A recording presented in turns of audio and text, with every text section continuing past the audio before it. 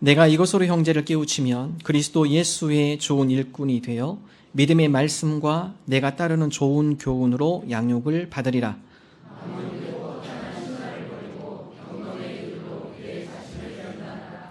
육체의 연단은 약간의 유익이 있으나 경고는 범사에 유익하니 금생과 내생의 약속이 있느니라. 함께 읽습니다. 이를 위하여 우리가 수고하고 애쓰는 것은 우리 소망을 살아계신 하나님께 두미니 곧 모든 사람, 특히 믿는 자들의 구주시라. 아멘.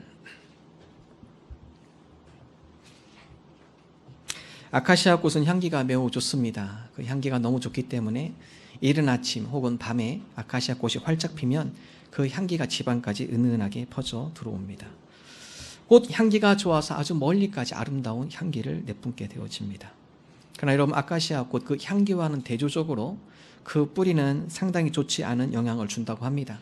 산에 있는 땅을 산성화시키고 또한 주변에 있는 뿌리들에게 심각한 영향을 주어서 다른 뿌리들이 잘 번지지 못하도록 억세게 방해를 한다고 합니다. 그래서 여러분, 무덤이 있는 곳에는 아카시아 나무를 다 뽑습니다. 그리고 아카시아 심지도 않죠. 왜냐하면 그 아카시아 뿌리가 무덤을 해치기 때문에 아카시아를 제거한다고 합니다. 여러분, 죄의 유혹은 이 아카시아 향기 꽃과 같이 상당히 달콤합니다. 우리에게 유혹적으로 다가오죠. 그러나 여러분, 그 달콤함에 취해 빠지면 마치 그 아카시아 뿌리가 심각한 악 영향을 주는 것처럼 죄의 뿌리가 우리 가운데 뻗쳐 들어가기 시작하면 우리의 영혼을 망가뜨리고 우리의 마음과 정신을 혼란하게 하며 심지어 우리의 육체까지 파괴하는 어마어마한 파괴력을 우리에게 행사하게 되어집니다. 야고보는 죄의 심각성에 대해 다음같이 이야기하죠. 야고보서 1장 15절 함께 읽습니다. 욕심이 잉태한 즉 죄를 낳고 죄가 장성한 즉 사망을 낳느니라. 여러분, 죄는 상당히 심각한 것이에요.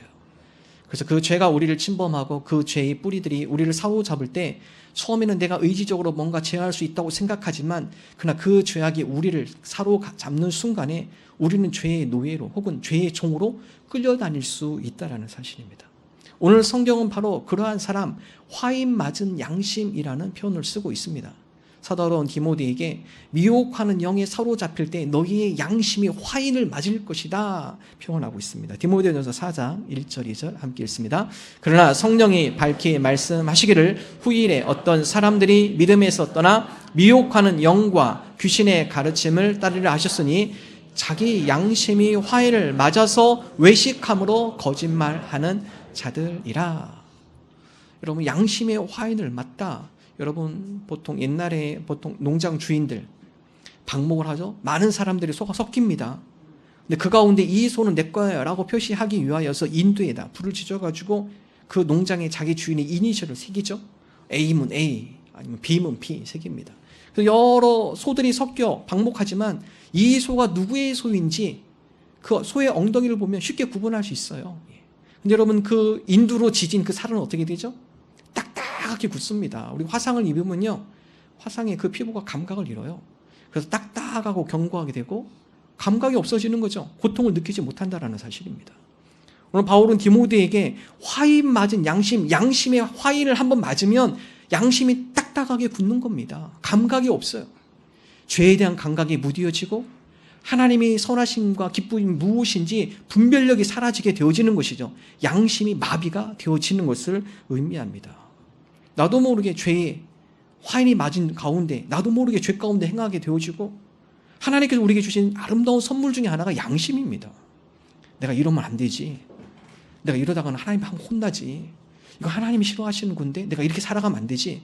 하나님께서 우리에게 양심의 고동을 일으켜서 우리로 하여금 죄의 길에 반성하게 하고 혹은 죄악 가운데 행할 때 내가 이렇게 살면 안 되지 깨닫게 해주고 하나님이 우리의 양심을 고동함으로 우리의 마음을 움직이시고 우리의 생각을 움직이시고 근데 그럼 양심의 화인이 맞았다는 것은 그것조차 작동하지 않는다라는 거죠. 사도 바울은 오늘 화인 맞은 양심, 죄악에 점점 물들어가며 양심의 가책이 살아오지며 죄악에 대해 둔감해져가는 그들이 바로 죄의 종과 죄의 노예로 살아갈 수밖에 없음을 말씀하고 있습니다. 이런 화인 맞은 양심을 풀어주기 위해서 어떻게 해야죠? 사도 바울은 우리가 미혹하는 영의 양심의 화인을 맞는 것이 아니라 성령의 인침을 받아야 한다. 여러분 딱딱한 거 기름기 딱딱 찬물에 두면 굳잖아요. 우리 주부들 설거지 하시면 기름기 있는 그릇들은 어떻게 하시죠? 뜨거운 물에 헹구시잖아요. 뜨겁게 하면 딱딱하게 굳은 게 풀려나갑니다. 여러분 우리의 양심도 마찬가지. 딱딱히 굳은 양심, 감동에 의해서 우리 마음이 풀려하는데 그 역사를 누가 하시는가? 성령님께서 우리 마음을 감동시키실 때. 그래서 여러분 우리가 기도할 때 성령의 감동, 우리 양심이 감동을 받고 성령의 감동의 역사하심이 우리 가운데 임할 때 양심이 풀려지는 거예요. 딱딱하게 굳은 양심이 부드러워지게 되는 거죠. 부드러워지면 준비가 된 거예요. 이제는 옥토밭이 되어진 거고 하나님의 말씀의 씨앗이 심겨질 수 있는 준비 상태가 되어진 것입니다. 자, 사도 바울은 이것을 전제로 우리가 성령의 인치심을 받고 그리고 그 가운데 옥토된 마음이 준비된 가운데 우리가 그리스도의 좋은 일꾼으로 성장해야 합니다라고 디모데에게 권면하죠. 오늘 말씀 그렇다면 우리가 예수 그리스도의 좋은 일꾼이 되기 위하여 어떻게 해야 할까요? 두 가지 함께 나눕니다. 첫 번째, 오늘 성경은 우리 모두가 예수 그리스도의 좋은 일꾼이 되기 위하여서는 믿음의 말씀과 좋은 교훈으로 양육받아야 함을 말씀하고 있습니다. 디모데전서 4장 6절 함께 한 목소리로 읽겠습니다. 내가 이것으로 형제를 깨우치면 그리스도 예수의 좋은 일꾼이 되어 믿음의 말씀과 내가 따르는 좋은 교훈으로 양육을 받으리라. 자, 우리가 예수 그리스도의 좋은 일꾼이 되기 위해서 어떻게 하는가? 믿음의 말씀 복음입니다. 내가 따르는 좋은 교훈, 이것은 성경적 교훈을 의미합니다. 우리가 예수 그리스도의 좋은 일꾼이 되기 위해서는 좋은 걸 배워야 돼요. 무엇으로 채워야 하는가? 하나님의 복음과 성경적 교훈으로 우리가 양육되어지고 배워질 때 그때 우리가 예수 그리스도의 좋은 일꾼으로 발돋움하게 되어지는 것입니다. 여러분 우리의 마음은 무엇을 채우냐가 중요해요. 여러분 죄의 시작은 어디서 시작이 되는가? 눈에서 시작이 됩니다. 우리가 눈으로 보는 것을 우리는 마음에 품게 돼 있습니다. 무엇을 보느냐가 중요해요. 눈으로 보고 마음에 품은 것을 우리는 반드시 행동하게 되어 있습니다. 마음에 품은 것이 채워지고 그리고 내 마음에 가득 찰 때는 그 마음에 품은 것을 내가 행동으로 옮기게 되어 있어요.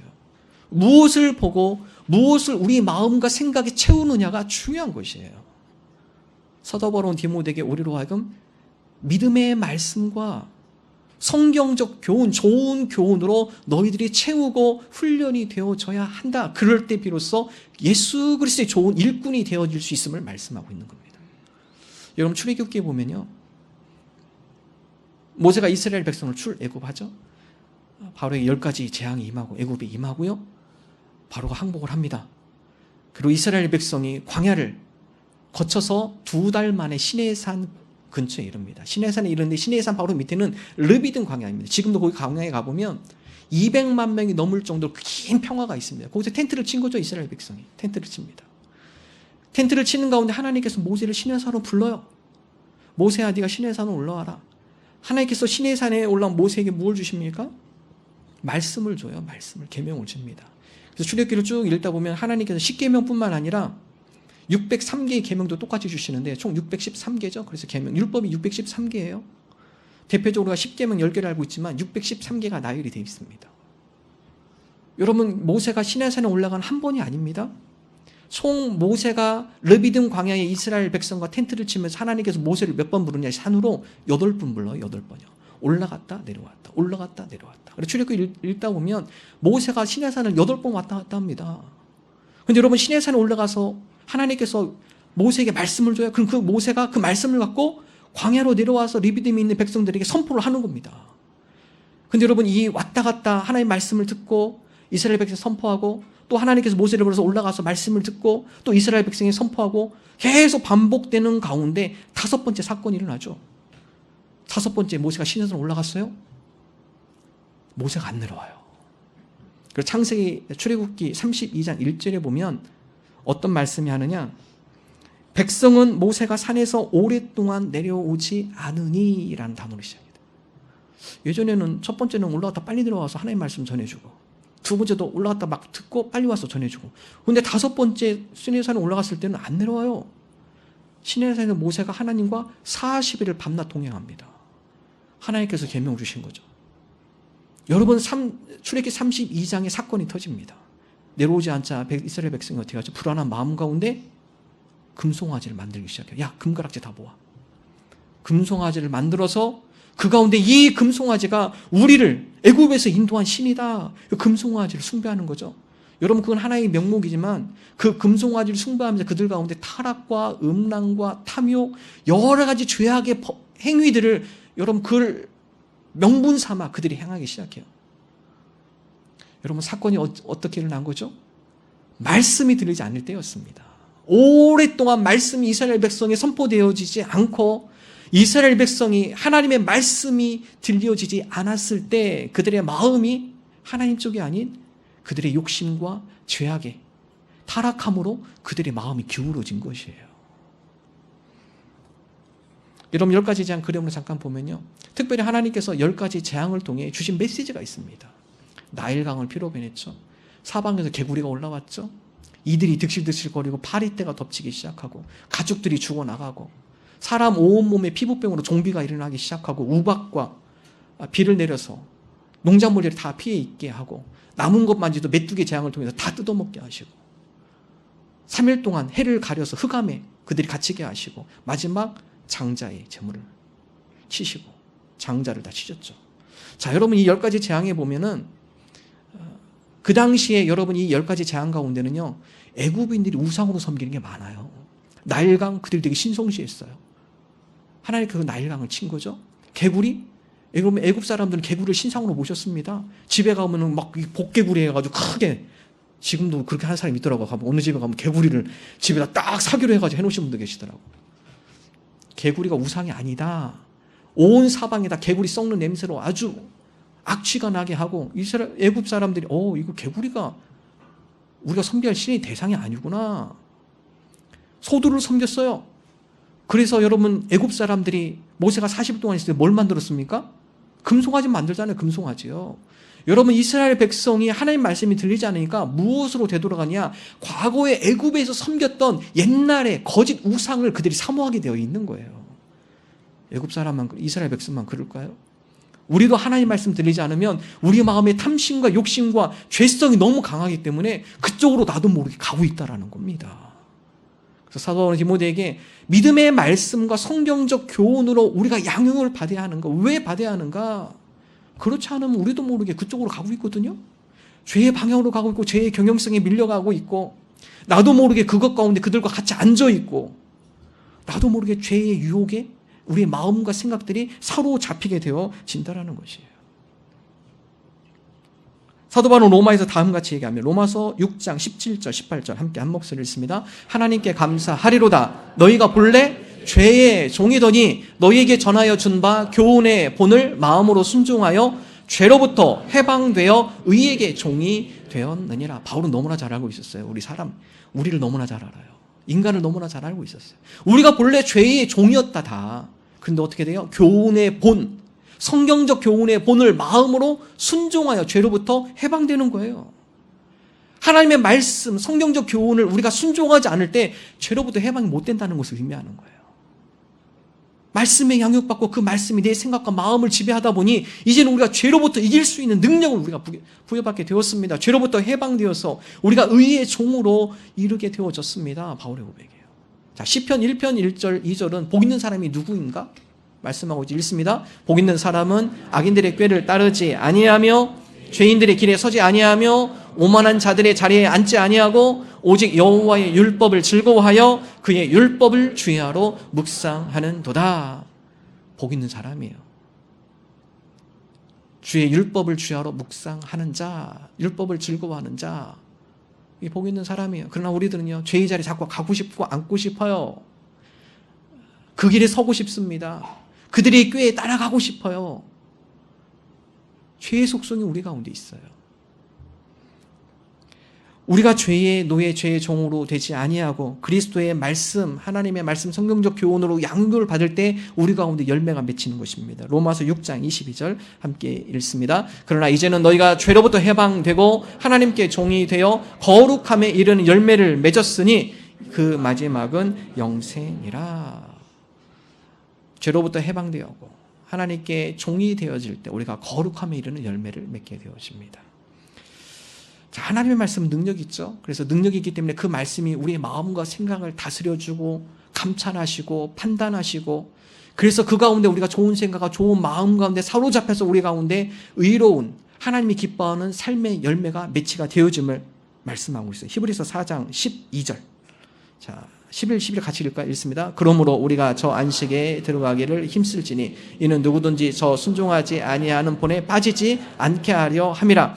하나님의 말씀은 살아있고 활력이 있어 좌우의 날선 어떤 검보다도 예리하여 혼과 영과 및 관절과 골수를 찔러 쪼개기까지 하며 또 마음의 생각과 뜻을 판단하나니. 하나님의 말씀은 살아있는 말씀이에요. 운동력 있는 말씀, 능력 있는 말씀이에요. 그래서 그 말씀이 우리 심령 가운데 임할 때 하나님의 말씀이 좌우의 날선 검에 대해서 죄를 끊어버리게 하는 거죠. 죄의 생각, 죄적인 마음 끊게 하는 거예요. 우리 죄의 행동들, 그 말씀이 들어갈 때 그 말씀이 능력이 되어 죄의 행동으로부터 절제할 수 있고 통제할 수 있는 능력을 우리가 부여받게 되는 것이에요. 그렇지 않을 때 우리의 몸이 망가집니다. 죄 속에 빠지다 보니까. 우리의 마음과 생각을 하나님의 말씀이 붙들어 준다라는 것입니다. 미국의 미스터리 집, 기이한 집으로 유명한 집이 있습니다. 윈체스터 하우스라는 데인데요. 여러분, 윈체스터라는 분은요, 총기회사 경영자입니다. 여러분, 총기회사는요, 상당히 부를 누리는 사람이에요. 미국에 많은 총기 사고가 일어나지만 많은 사람들이 총기 소지를 반대해요. 그러나 여러분, 그게 통과되지 않죠. 총기회사가 어마어마한 로비를 합니다. 정치권들에게. 왜냐하면 총기를 통한 수입이 어마어마하거든요. 여러분, 이 윈체스터라는 사람이 총기회사, 연발총을 만드는 총기회사 경영자인데요. 여러분, 이 사람이 먼저 세상을 떠나고 그의 자녀도 세상을 떠나고 아내 사라 윈체스터 혼자만 남습니다. 그런데 여러분, 이 혼자 어마어마한 부를 누리고 있어요. 이 모든 재산이 자기 거가 됐어요. 이 사라 윈체스터가 남편을 잃고 자녀를 잃었어요. 얼마나 큰 슬픔과 아픔 가운데 살아가요? 그런 가운데 이 사라 윈체스터 그녀가 이상한 신념에 사로잡힙니다. 어떤 신념이냐? 총에 죽은 악령들을 내가 달래야 한다라는 생각. 두 번째, 그 악령들이 자기를 찾지 못하도록 내가 미로의 집을 지어야겠다. 그래서 내가 평생 동안 집을 지으면서 그 미로 가운데 내가 도망다니다 보면은 그 악령들이 나를 잡으러 오지 못할 거야. 마음속으로 늘 거슬림이 있었던 거예요. 그래서 여러분, 이 사라 윈체스터가 집을 짓기 시작했는데요. 16명의 목수를 고용해서 38년 동안 집을 졌습니다. 세계 최대 기이한 집이에요. 문이 2,000개 있고요. 1만 개의 창문이 있습니다. 비밀 통로가 있고 감춰진 복도가 있고 방이 없는 가짜 문을 만들고 바닥에 창문을 내고 천장으로 연결되는 사다리가 있고 이해할 수 없는 구조를 막 짓습니다. 설계를 보고 지은 게 아니라 즉흥적으로 막 짓는 거예요. 그냥 16명의 목수가 모여서 짓는 거예요. 여러분, 이 집이 어마어마나 거대하기 때문에 이 지도 없으면 이 집에 들어가 못 나온대요. 지도를 꼭, 지금 관광지로 되어 있지만 지도가 꼭 있어야 한대요. 원래는 7층짜리인데 지진 때문에 위에 5, 6, 7층은 사용하지 않고 4층까지만 개방해서 관광객들 와서 구경하게 하고요. 그런데 여러분, 이 사라 윈체스터가 그 집에 있으면서 자기가 한 번도 같은 방에서 이틀 밤을 안 잤대요. 오늘 이 방에서 자면요, 악령이 또 알 수 있잖아. 다른 방으로 가야지 또. 그래서 여러분, 38년 동안 이 사라 윈체스터는요, 그 집에서 도망다니면서 살았습니다. 도망다니면서. 오늘은 이 방, 오늘은 저 방, 오늘은 저기서 숨어서 자고.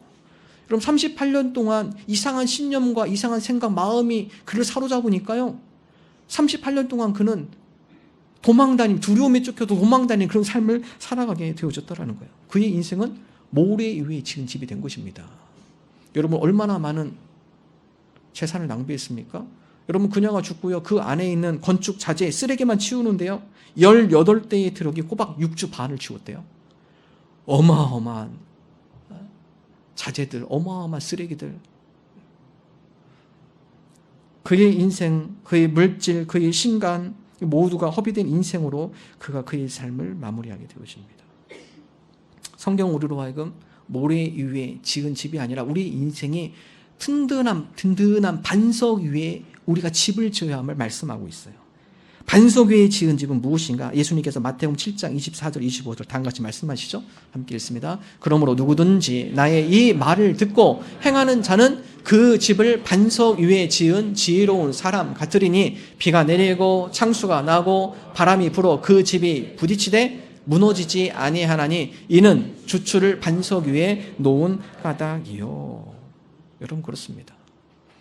우리가 믿음의 반석 위에 하나님의 말씀 가운데 그 말씀을 듣고 행하는 자는 믿음의 반석 위에 그의 인생의 집을 지은 사람입니다. 바람이 불고 창수, 비가 내리고 폭풍이 몰아쳐도 그 믿음의 든든한 반석 위에 세워진 그 인생의 집은 무너지지 않는다고 말씀하고 있습니다.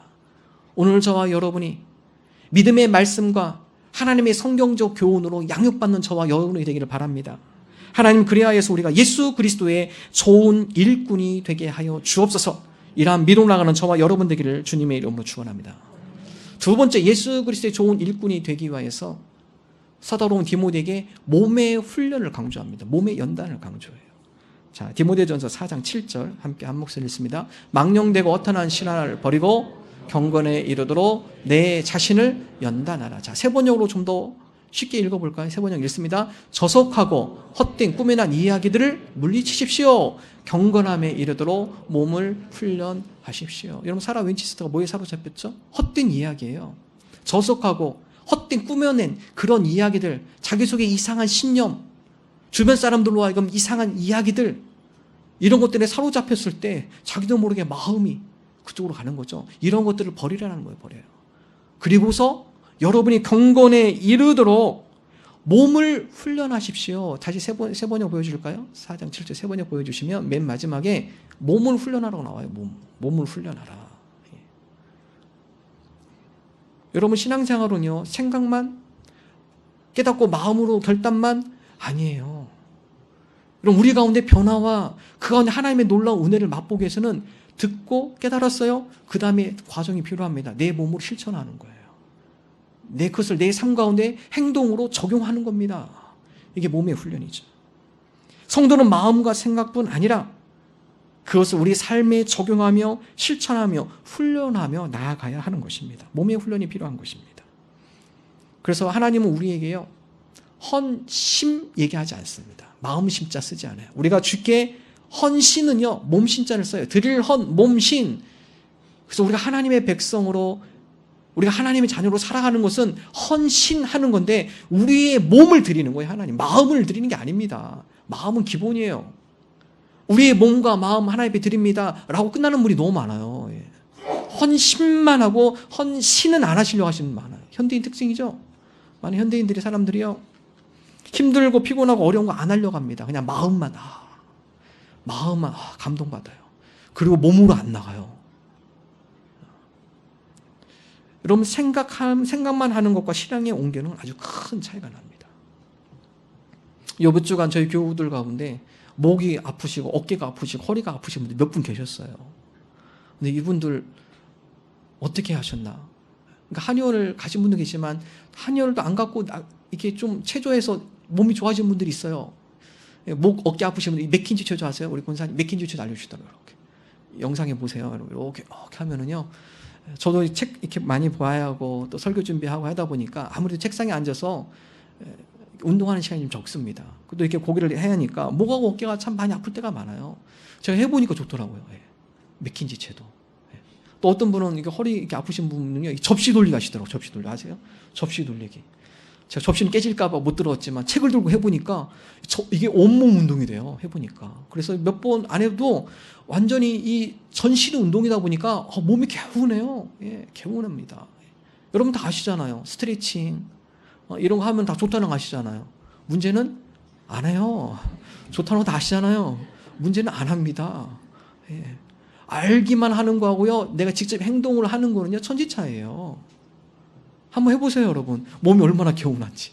예. 특히 목하고 허리하고 어깨하고 많이 결리고 굳으신 분들, 하루아침 그 시작해보세요. 몸이 개운하더라고, 해보니까요. 이런 신앙생활도 마찬가지입니다. 우리가 아는 것만으로 그치는 것, 거기서는 큰 은혜를 맛보지 못해요. 하나님, 우리가 주님께서 이런 말씀을 통해 깨닫게 해주셨으니 이제는 이 말씀을 가지고 우리 몸이 실천합니다. 우리 몸이 훈련을 받습니다. 우리가 헌신합니다. 여러분, 그럴 때 우리의 몸을 하나님의 기쁨을 위해 우리가 사용하며 드릴 때 그 가운데 큰 기쁨과 은혜와 감사함을 체험하게 되어집니다. 그래서 야고보는 우리에게 다음과 같이 얘기하죠. 행함 있는 믿음, 그 믿음이 진짜이다. 행함 없는 믿음, 아직 멀은 믿음이다. 오늘 저와 여러분이 행함 있는 믿음의 사람 되기를 주님의 이름으로 축원합니다. 우리가 경건함에 이르도록 몸을 훈련하다, 이 의미는요, 경건이라는 것은 하나님을 경외하는 마음이에요. 그래서 우리가 경건에 우리의 몸을 훈련하다, 이 의미는 우리의 몸이 거룩한 습관으로 길들이는 거예요. 길들이는 거. 영국의 존 드라이든 시인이 다음 같은 유명한 얘기를 했죠. 한번 볼까요? 처음에는 우리가 습관을 만들지만 그 다음에는 습관이 우리를 만듭니다. 처음에는 내가 습관을 만들어요. 반복적으로 하면서 습관을 만들. 근데 그 좋은 습관이 결국은 우리를 좋은 사람이 되도록 인도해 주는 것이죠. 신앙생활도 마찬가지입니다. 하나님, 우리가 거룩한 습관을 우리 몸의 훈련으로 거룩한 습관이 되어지도록 우리가 훈련합니다. 그런데 이 거룩한 습관이 결국은 우리로 하여금 거룩한 사람이 되어지도록, 하나님의 위대한 일에 쓰임받는 사람이 되어지도록 우리를 인도해 준다는 것이에요. 오늘 저와 여러분이 기도의 습관, 기도 다 알아요. 중요하다는 거. 기도의 습관으로 여러분이 몸이 들이지기를 원합니다. 기도의 자리에 나아가며 내가 무릎으로 주님 앞에 기도하며, 예배 중요한 거 다 알아요. 예배의 습관의 자리로 여러분 나가기를 바랍니다. 하나님, 내가 주님 앞에 예배하는데 우리 몸을 다하여 힘을 다하게 하여 주옵소서. 봉사, 섬김 중요한 거 다 알아요. 하나님, 이론으로만 끝나는 것이 아니라 봉사의 자리에, 섬김의 자리에 오늘 제 몸이 가게 하여 주옵소서. 여러분, 교회뿐만 아니라 직장, 여러분 주변에 얼마나 많은 봉사와 섬김의 일들이 많습니까? 하나님, 나로 하여금 그 봉사와 섬김의 자리에 내 몸이 가게 하여 주옵소서. 전도의 습관, 하나님, 믿지 않는 그 영혼들을 향하여 내가 몸을 드리고 시간을 드리고 나의 물질을 드리고, 하나님, 그들을 위해서 내가 영혼을 구원하는 전도의 습관, 영혼 구원의 참 기쁨을 맛보게 하여 주시고, 우리 가운데 아름다운 영혼 구원의 열매가 맺혀지게 하여 주옵소서. 하나님은 우리의 몸의 제사를 원하세요. 로마서 12장 1절 함께 읽습니다. 그러므로 형제들아, 내가 하나님의 모든 자비하심으로 너희를 권하노니 너희 몸을 하나님이 기뻐하시는 거룩한 산 제물로 드리라. 이는 너희가 드릴 영적 예배니라. 하나님께서 원하시는 것은 마음이 아니에요. 너희 몸입니다. 너희 몸을 하나님이 기뻐하시는 거룩한 산 제물로 드려라. 우리의 몸을 드린다는 것은 우리가 거룩한 습관으로 하나님 앞에 나아가는 것입니다. 하나님께서는 바로 그런 몸, 하나님 앞에 몸을 드리며 하나님 앞에 나아가는 자, 그들을 통해 위대한 사역을 하나님께서 펼치셔요. 바로 그런 행동하는 신앙이들을 통하여서 하나님께서 놀라운 일들을 보이십니다. 그들을 통해 하나님께서 놀라운 은혜를 부어주셔요. 그들을 통해 하나님 나라를 하나님께서 확장해 나가십니다. 오래전 미국의 한 작은 교회에 있었던 일입니다. 주일 학교 예배를 마치고 헌금 시간이 있는데, 예전에는 교회 학교 예배할 때 헌금 바구니 이렇게 돌립니다. 쭉 돌려요. 돌리면 그 가운데 아이들이 헌금을 하죠. 근데 이 헌금 시간이 되면은 어떤 하나님이 눈을 감고 있어요. 그리고 이게 기도만 하고 있어요. 그래서 제가 무슨 기도를 할까? 한 선생님이 옆에 가서 조용히 들어봤어요. 이 아이가 다음같이 기도합니다. 하나님, 저희 집이 가난해서 지금은 제가 하나님께 드릴 것이 없습니다. 하지만 제가 가진 가장 귀한 것을 하나님께 먼저 드리고 싶습니다. 하나님, 제 몸을 받아 주옵소서. 하나님, 제 삶을 받아 주옵소서. 여러분, 어린아이의 기도입니다. 선생님이 얼마나 감동했어요. 이야, 우리 주일학교에 이런 애가 있어. 이 선생님이 너무 감동해가지고 예배 끝나고 그 아이를 뒤로 불렀어요. 내가 너 보니까 기도하는데 너무 감동을 받았다. 은혜 받았다. 내가 이 지폐를 줄 테니까 네가 동전을 좀 바꿔가지고 매주마다 거기다 헌금해. 하나님의 감사하면 헌금해. 그래서 이 아이가 지폐를 받았어요. 한 2, 3주 지나고 몇 주 지나다가 또 헌금 시간에 그 아이를 보니까 그 아이가 또 눈을 감고 있어. 헌금 안 하고 눈을 감고 있어. 이상하다. 내가 분명히 돈을 줬는데, 돈을 바꿔서 매주마다 얼마씩 하라고 내가 돈을 줬는데. 예배 끝나고 이 선생님 너무나 궁금했어요. 불러냈습니다. 야, 너 내가 돈 줬잖아. 바꿔서 매주마다 하라니까? 이 아이가 당연하지. 선생님, 사실은 제가 그 돈을 받으니까 너무 유혹이 많았어요. 초콜릿도 먹고 싶고 과자도 먹고 싶고 그래서 하나님 지난주에 다 드렸어요. 제가 그냥. 저는 먹은 줄 알았는데 얘가 그 유혹이 너무 힘들어서 하나님 제가 이거 갖고 있으면 유혹받아가지고 제가 이거 다 그냥 드립니다. 다 드렸어요. 그 사람이 언더우드 선교사입니다. 여러분 그가 정말 그의 인생을 드렸죠. 하나님 앞에 그 인생을 드렸습니다. 여러분 그가 그 인생 그 몸을 하나님 앞에 드리니까 하나님께서 어떻게 하죠? 그를 통해 어마어마한 일을 행하셨잖아요. 지난주 말씀 들으셨잖아요. 언더우드 한 선교사로 인하여서 연세대 세브란스 병원이 생겼잖아요. 그 사람을 인해서 연세 대학교가 생긴 겁니다. 그 사람 하나님에서 세문안 교회가 생겼죠. 여러분 우리 한국은 다른 나라에 비해서 장로교가 많아요. 다른 나라 가면 우리나라처럼 장로교 많은 나라가 드뭅니다. 왜 그럴까요? 언더우드 선교사가 장로교 선교사였습니다. 그분이 오셔서 이 땅 우리나라 가운데 장로교가 많이 세워지게 된 계기가 언더우드 선교사의 시작 때문에 그래요. 한 사람의 헌신 놀랍죠? 하나님께서는 그의 몸을 아낌없이 드리는 그를 통하여서 하나님의 위대한 일을 행하신 거예요. 언더우드만 그럴까요? 오늘도 하나님께서 우리에게 원하세요. 마음 플러스 하나님 마음에만 멈추는 것이 아니라 오늘 내 몸 헌신하게 하여 주옵소서. 자녀와 함께 믿음의 가정문화 만들기라는 책이 있어요. 이 책에 나온 내용입니다. 남편의 수고를 아이들과 감사하며 격려하기 위해서 이 아내가 지혜로운 방법을 짰습니다. 남편이 월급을 10,000원짜리 다 받고 와서 현금으로 싹 받고 왔어요. 봉투가 이렇게 된 거죠. 그리고 자녀들을 다 먹고 온 가족들이 테이블에 다 앉았습니다. 봉투에 가득 들은 이 봉투를 앞에서 딱 놨습니다. 아이들한테 교육을 하는 거예요. 얘들아, 우리가 한 달 살아가는 거는 아빠가 회사에서 열심히 일해서 이 월급을 받아와서 우리가 살아갈 수 있는 거야. 아이들은요, 이 현금을 안 보여주면 이 카드가 무한정 돈이 있는 줄 알아. 그래서 뭐 사달 안 된다고 하면 카드 있잖아, 카드. 카드에 무한정 돈이 있는 것 같아. 그걸 교육시키기 위해서 했습니다. 자, 우리 한 달 동안 우리가 살 수 있도록 이렇게 정성껏 또 일을 하고 또 예물을 우리가 이렇게 할 수 있도록 돈을 벌어준 아빠께 박수! 애들이 박수가 막 치고 감사합니다. 또 막내는 가가지고 아빠 껴안고.